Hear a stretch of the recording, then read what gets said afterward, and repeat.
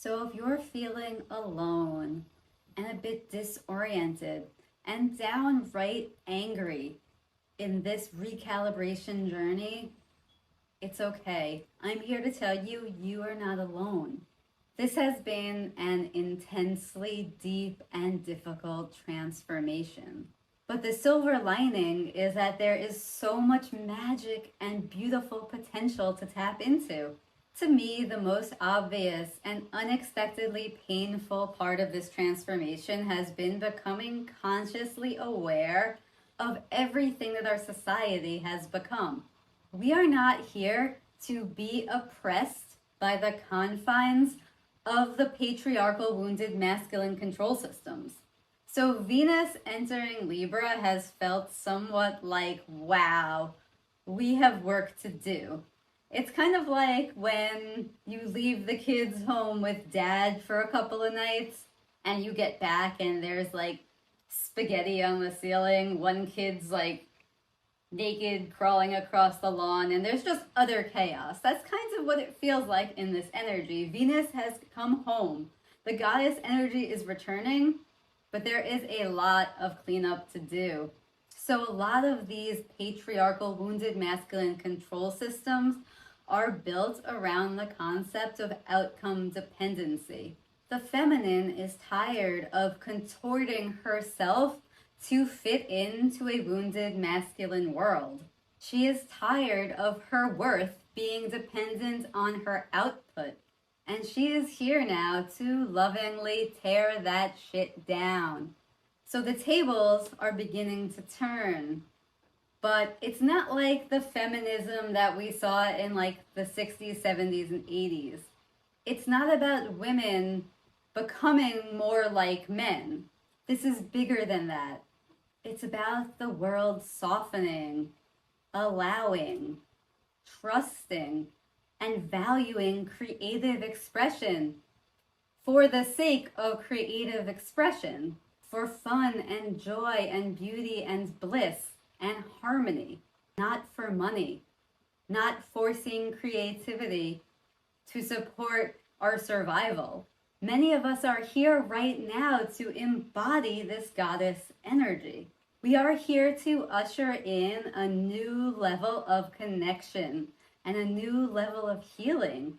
We are here to recalibrate back into our truest feminine-driven forms, our authentic nature of experiencing this world for the purpose of beauty and joy and bliss, with non-attachment to any outcome.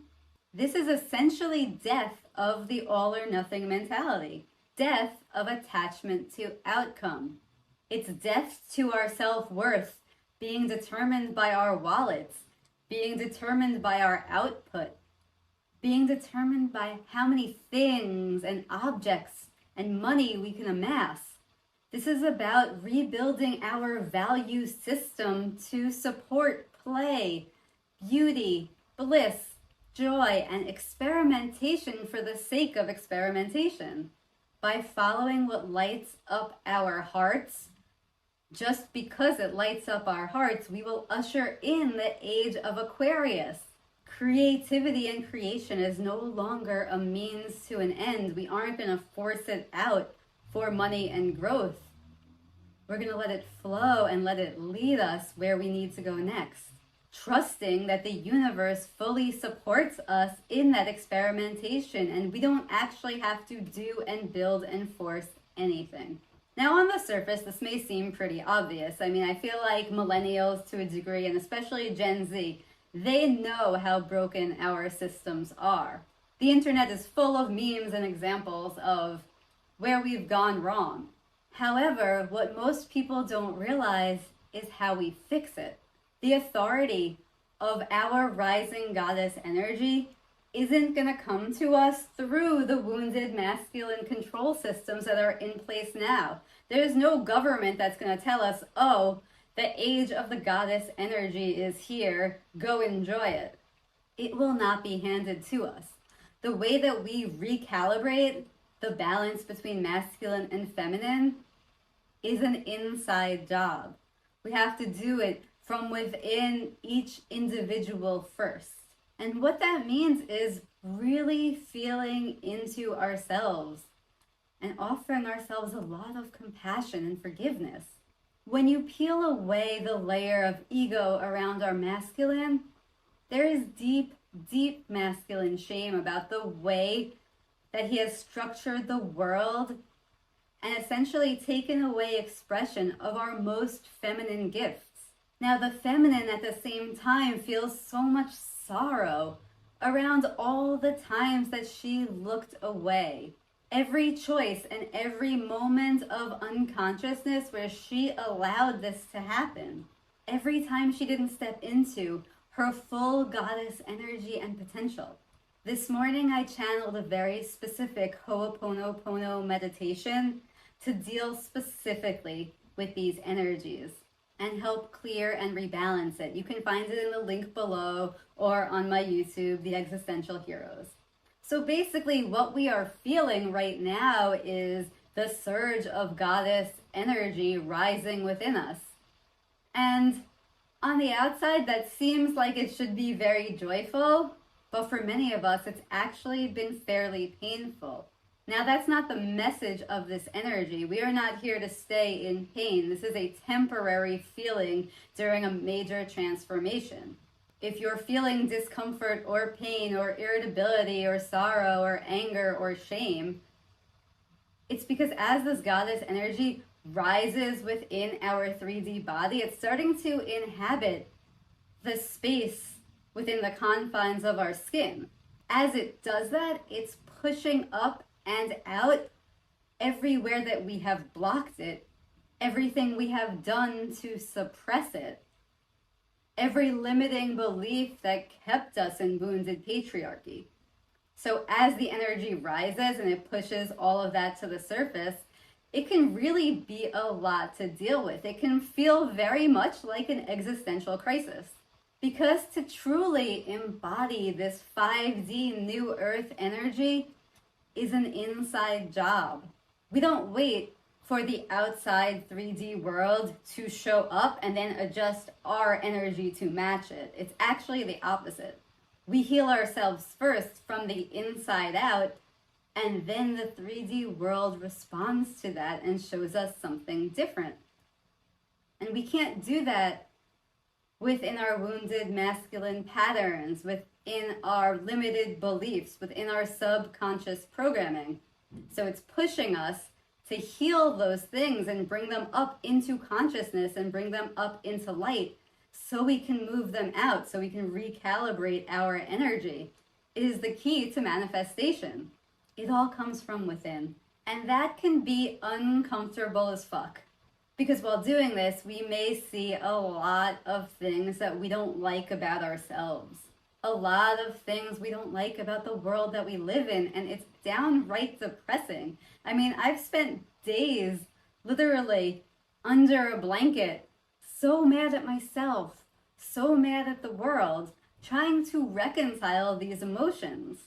So that's why it's really important right now to do a lot of inner work and to take comfort in knowing that this is all happening to plan. This is all happening right on time.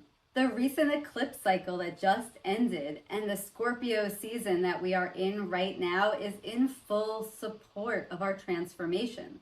The universe is loving us and supporting us and assisting us in doing this work. We just have to show up and actually do it. We have to face what needs to be faced. There's no more hiding from ourselves, and there's no more hiding from the damage that we have caused within this world. Now, transitioning into this world of hyper-awareness can bring up a ton of shadow within us, which means it's even more important to work on the relationship we have with ourselves and our self-worth. This means refinding yourself, clearing your karma, consciously moving through your shadows. But it can be sometimes like playing with one of those Russian dolls. You just keep peeling off layer after layer after layer, and there's always more underneath. We are very supported right now on being in our own worlds, crawling into our caves, doing our inner work and extending so much love, compassion, and self-care. Stay warm, walk in nature, eat a good, hearty, earthy meal. Take care of yourself, because this work is not for the faint of heart. It is a huge responsibility to move consciousness into 5D reality, and it all starts within us. If you are listening to this right now, you are part of co-creating the new Earth 5D reality. We can't do it without you, but you can't do it without yourself. And if you have started this work already and you've been doing it for a while, it can be really disorienting, because in your mind and in your field of consciousness, you are already living in 5D energy. But the 3D world has yet to catch up. Being in a future forward mindset but not having the outer world match can be intensely frustrating. It can test our ability to hold faith in this process, to hold faith and trust in the universe, to even trust that any of this is really happening. I've been experiencing that several times a day almost, vacillating between my true trust that we are going up and not down, and then seeing what I'm seeing with war and capitalism and the control systems ramping up as they begin to fall. It is downright painful. So we have to remember that changing the outer 3D world begins within us. The world will change at its own pace, a pace that we can't control or dictate. We can only support through our own inner work and through helping others with their inner work. So the lesson in that is leaning into trust in the process more than anything. We are being asked to trust in the process without outcome dependency. We don't know what the world is going to look like. We have to bank and trust within the hope that's in our hearts that this process is well underway and that it's happening. We have to trust more than what actually feels sane right now. And that is such a mind fuck. We have to trust that the transition of our reality is in process and possible. Hope and possibility are always alive. The universe is always supporting our transition and our ascension, no matter what. Consciousness is always on our side. It's really a lot right now, especially when sometimes it feels like things are getting worse and not better. But remember, there is always a nasty storm before you get a rainbow. And that's exactly what's happening right now. We are in the storm. We are weathering the storm, and we are helping each other and helping ourselves through that storm. And there will be a rainbow on the other side of this. If you found value in this, I urge you to check out my YouTube and check out the Ho'oponopono New Earth 5D meditation that I channeled to help balance and align these energies within you. And don't forget, let it flow, because it won't stop. We are evolving no matter what. So you might as well get on board. If this video resonated with you, I'm excited to announce that I will soon be opening up my book for my unique multi-dimensional one-on-one coaching approach. Please like, subscribe, or share, or join my mailing list below for more information.